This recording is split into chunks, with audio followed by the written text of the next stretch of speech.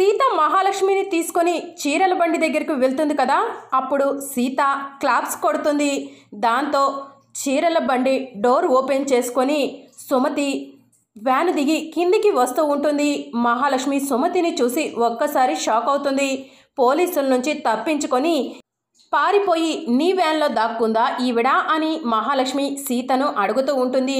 ఈవిడసలు విద్యాదేవే కాదు, మా అత్తమ్మ సుమతి అని సీత చెప్తుంది. ఆ మాట విని మహాలక్ష్మి షాక్ అవుతుంది. ఇక సీత ఒక చేత్తో మహాలక్ష్మిని, ఒక చేత్తో సుమతిని పట్టుకొని పెళ్లి మండపంలోకి వస్తుంది.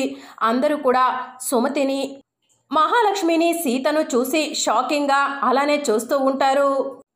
సుమతి ఎవరు, ఎక్కడుంది, ఎలా వస్తుంది అని మీరందరూ ఎదురు చూస్తున్నారు కదా, ఆవిడ ఈవిడే అని సీత విద్యాదేవిని మండపంలో అందరికీ కూడా సుమతిగా పరిచయం చేస్తూ ఉంటుంది. మరి అప్కమింగ్ ఎపిసోడ్లో ఏం జరగబోతుందో తెలుసుకోవాలనుకుంటున్నారా? అయితే ఛానల్ను సబ్స్క్రైబ్ చేసుకొని సపోర్ట్ చేయడం మర్చిపోకండి. Thank you for watching.